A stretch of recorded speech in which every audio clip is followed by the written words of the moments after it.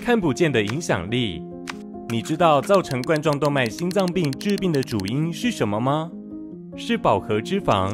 胆固醇，还是因为糖分摄取过多，还是有其他因素呢？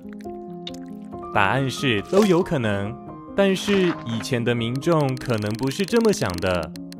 1950年代，美国民众因为罹患冠状动脉心脏病而致死的几率很高，导致研究人员开始探讨饮食成分和心脏病之间的关联。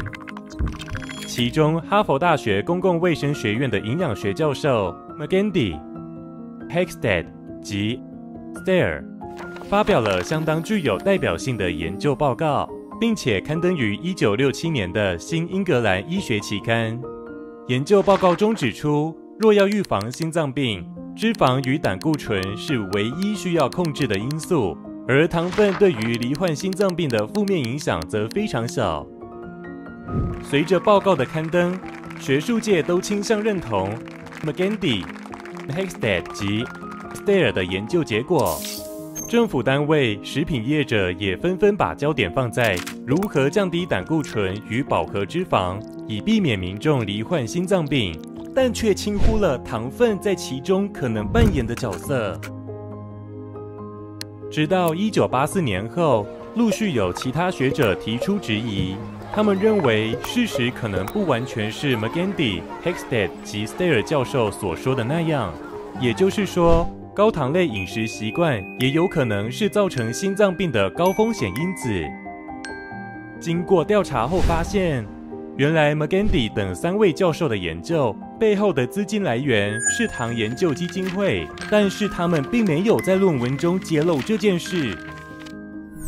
糖研究基金会担心民众因为害怕罹患心脏病而减少购买高糖分的食物，进而影响到糖业相关企业的发展与获利。于是他们启动了一个名为 Project 226的计划，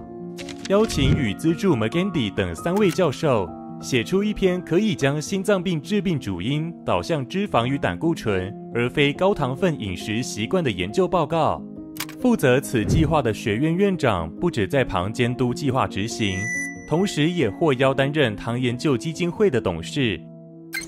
当研究报告被发表后，不论是学术界或一般大众都信以为真，误以为心脏病跟糖分摄取过多一点关系都没有。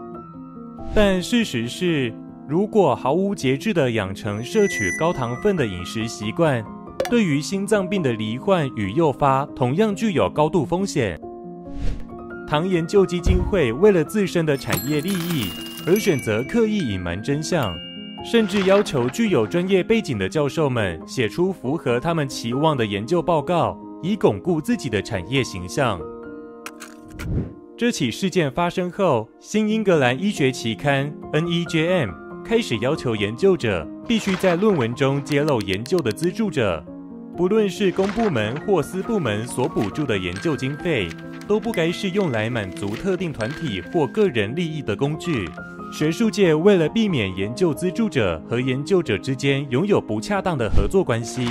开始要求研究者必须诚实揭露利益冲突。研究者在执行学术研究时，也应该遵守诚实、正确、效率、客观等行事原则。